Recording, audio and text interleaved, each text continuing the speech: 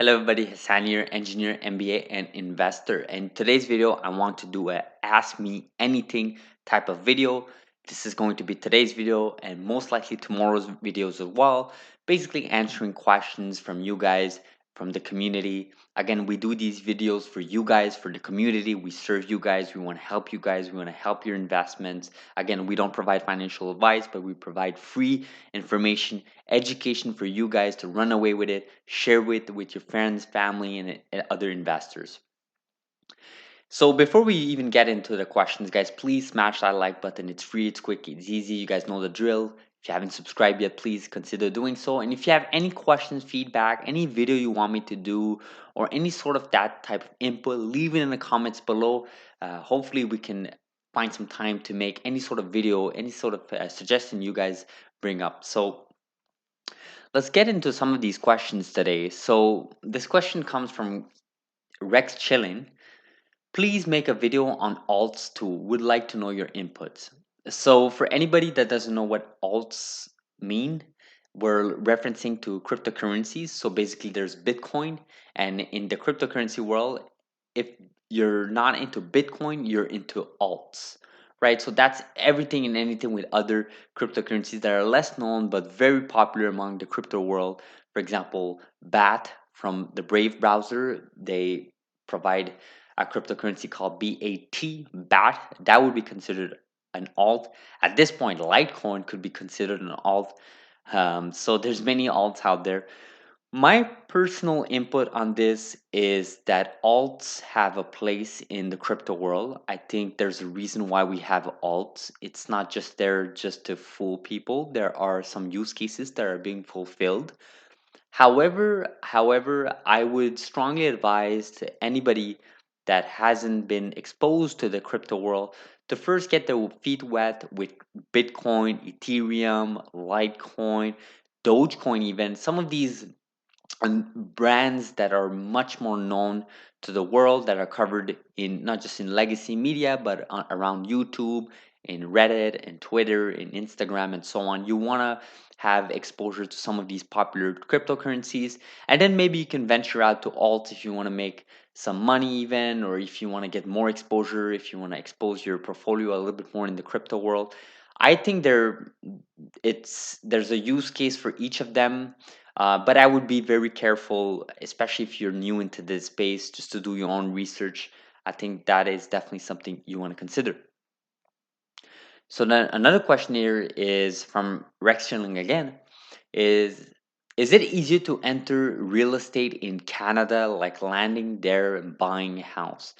So again, I'm not a realtor. I don't really have that much experience with real estate. I mean, I do own real estate, but that's not the point here. I'm not going to provide any sort of advice. Although I will say something here. Buying a house, a land, or any sort of property in Canada is extremely regulated. There are processes and there are systems in place to protect buyers and sellers, right? So you don't just, get in contact with a seller or a buyer and you just buy or sell your property, right? It's not as simple as that, right? There are processes you have to follow, there are forms you have to follow. You have in some provinces, for example, in Quebec, which is one of the provinces in Canada, you have to go through what we call a notary, right? So a middleman, really, to sign papers, to approve everything. And these are processes in place to protect both buyers and sellers, right? Because there are some regions around the world where this is not properly regulated. But again, the negative side of that is there are some costs and fees involved with that. So just keep that in mind. If you're really curious into that, you can always Google that, buying real estate in Canada.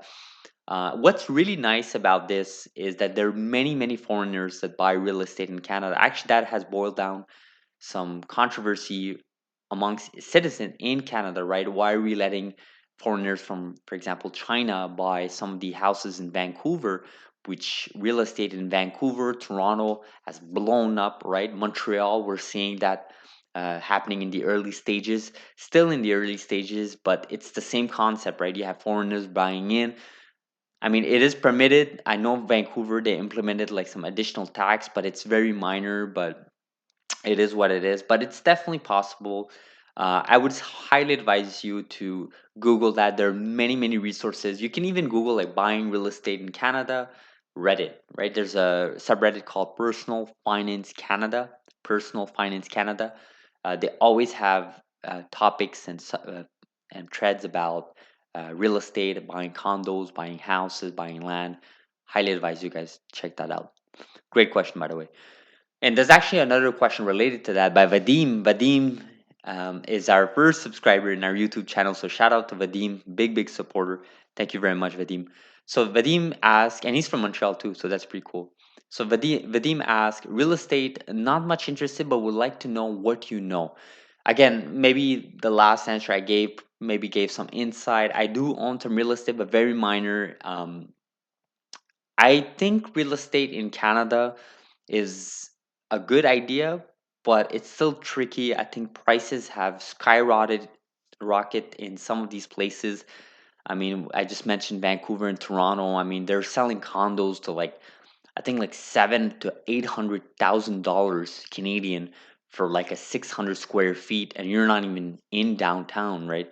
That's extremely unaffordable, guys. Like our salaries in Canada, they're not to that extent. I mean, even if you make 200,000 a year, 300,000 a year, that still wouldn't justify a 600 square feet, 700K property, a condo with like what $500 per month condo fees, and forget about the taxes, electricity, and so on. So I do believe some of the regions in Canada it's extremely overpriced. There are many YouTubers out there that talk about the real estate in Canada's status. Many of them, which I've been following for a little bit, they've been claiming that the whole government since the pandemic started, they've been boosting prices.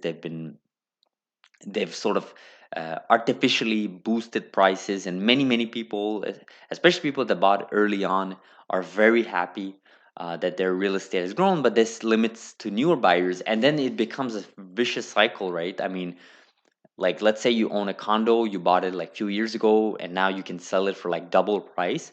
That's great, but what are you going to buy after that? Well, you're going to buy an overpriced condo or a house, right? So you're still screwed. So in a sense, everyone gets screwed here, not just new buyers, but also existing buyers that want to upgrade their house, have more space, or even downgrade. If you want to downgrade, you're still paying overpriced. So yeah, that's my 2 cents on this. I still think there's opportunities in some of these regions, especially Montreal. It's extremely cheap compared to what the other two cities. I mean, Montreal is the second most populated city in Canada, and I think it's top six in Canada and US. So great opportunities here in terms of real estate. But just that those are my thoughts here.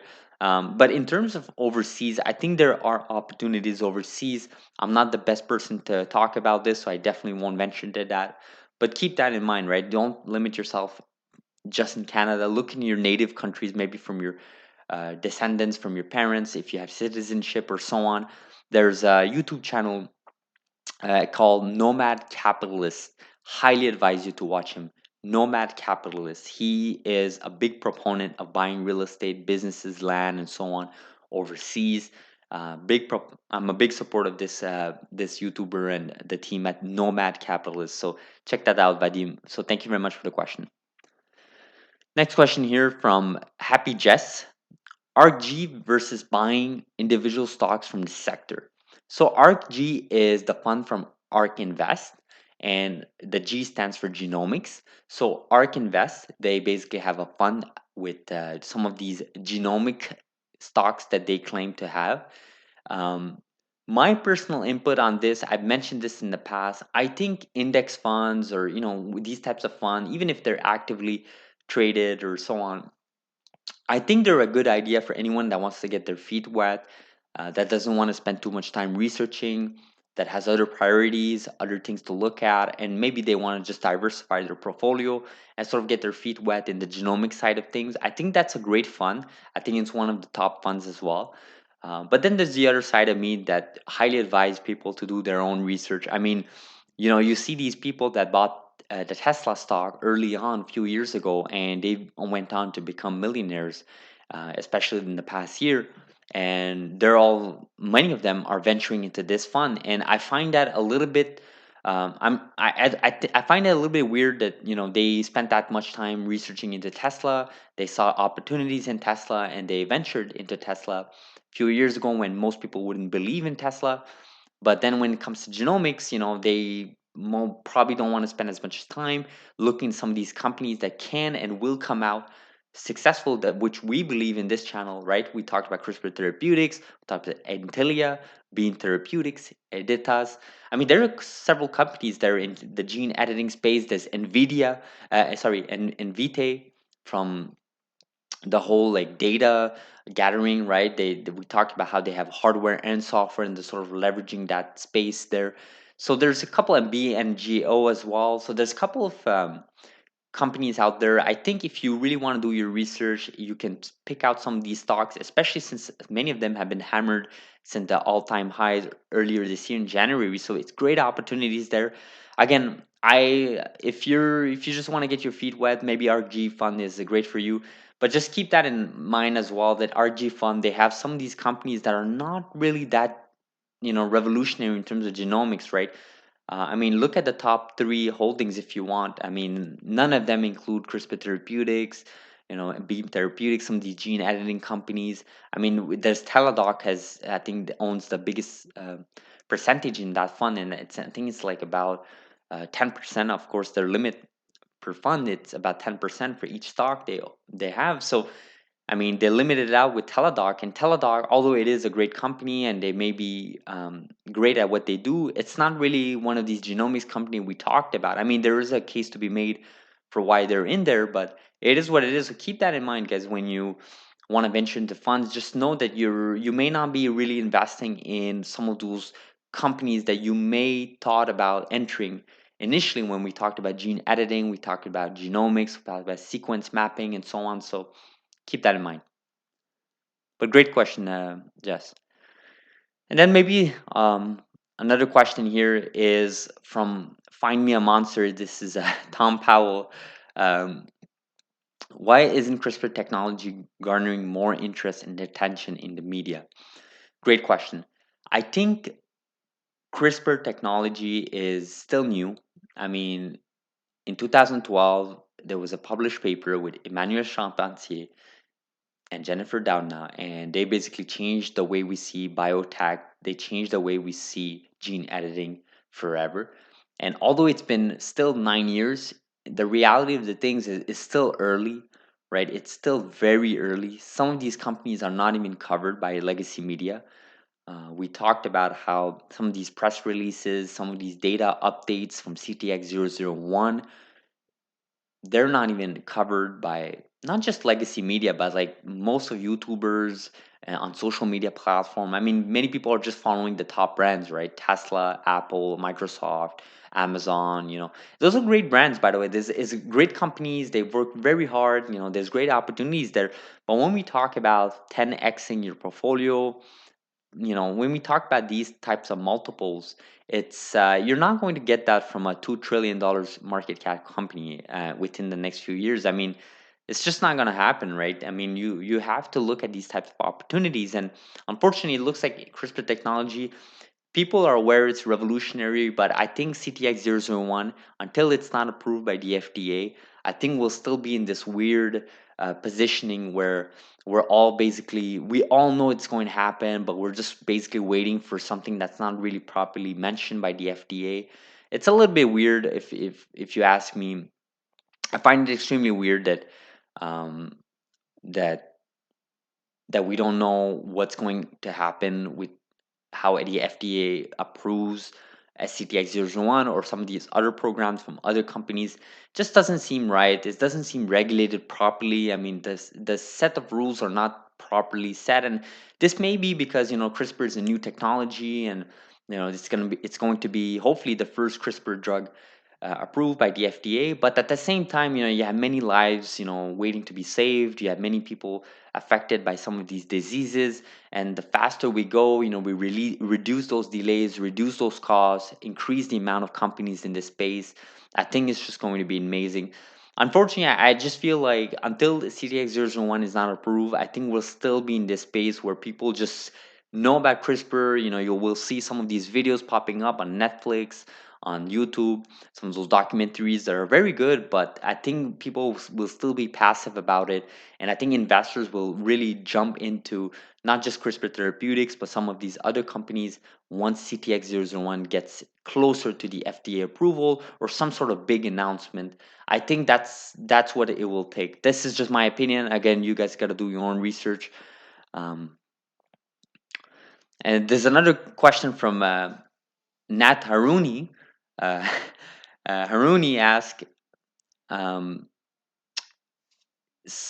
let's see, he asked, oh, actually, he didn't really ask. He made a comment about the question we just mentioned from Find Me a Monster, and he said, "Smart retail always arrives before smart money.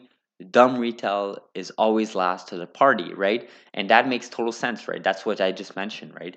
It's if you want to get these opportunities early on, if you want to have multiples from your investments, if you want to have significant gains in your portfolio, we all work very hard for our money, and it just doesn't make sense for you to park that money and get single digit percentage increase and then gets eaten up by inflation and uh, other means that eat up your cash and your investments. So you want to do your own research, guys, and you always want to be early to the party. You always want to figure out what's going on in the markets, and genomics, gene editing, there's there are great opportunities there, and I highly advise everybody to look into it, even if you're not a doctor, an engineer, a scientist, and so on. I think what it requires is significant research. There are many YouTubers, including this channel, that covers some of these companies, that covers the space, and I think it'll be a great idea for you guys to look into this.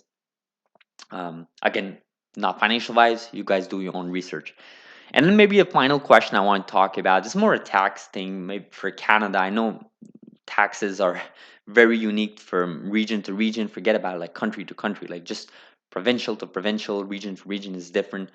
Um, just know that one of the big reason, and this was from Vadim, right? He asked, basically, I'm paraphrasing, but he asked basically if I have a regular investment account, if I sell my share, am I going to pay taxes right now on the spot, or is it going to be at a later date? And basically, the way it proceeds, anyways, with how I know about Canada and our regions in Quebec, is basically if you have a regular investment account, the moment you sell your share, basically at the end of the year or by tax season, that brokerage. So, for example, let's just say Questrade, they will basically send you documents, right? Or if you're with Robinhood or whatever, they'll send you documents, say, hey, you made these types of trades, and it's time for you to pay these types of taxes to the government, right? And basically, the government will have to deduct that from your salary and so on. I mean, they're just going to basically give you their documentation, whatever the code is. They're going to give you the documentation as to what were the transactions you made, and then by the time tax season comes in, you'll have to declare those capital gains or losses, right? Depending on your taxes rules. Highly advise you guys to talk to your own accounting firm, or even look into some of these official government website for any tax reasons. Actually, this is a great segue into one of the reasons why you should always take advantage of your tax shelter account. Right, in Canada, we have TFSA. We also have RSP. If you're Canadian, you know exactly what I'm talking about. If you're not, I think in US it's called IRA and 401k, something like that. Take advantage of those guys, max them out, try to use those accounts. The government tries around the world, tries to encourage their citizens to invest, to put money aside, and basically let them have capital gains without being taxed on it. But if you're going to invest in like margins account or regular investing accounts, as we may call them, just be careful when you do share or sell. Sell a share. Just be careful of that, guys. There are some tax consequences. So you may have gained, like for example, $1,000 capital gain, but after taxes, you may be down. I don't know, like $700. I mean, it's still $300 of taxes. I mean, it's still significant. So keep that in mind. It's all obviously a lot more complicated than that, but just wanted to go over it, that particular topic in this AMA video. So I'll end this video like this. Thank you very much for watching. Hopefully you guys appreciated this type of video. Again, tomorrow maybe we'll do another part two, maybe for other AMA type of questions. It could be anything from investments, from real estate to different assets. Could even be about anything you guys want. Just ask and we'll try to answer it. If you have questions, leave it in the comments below. Hit that like button, guys. Subscribe, and we'll see each other's tomorrow's video. Thank you very much. Have a great day. Thank you.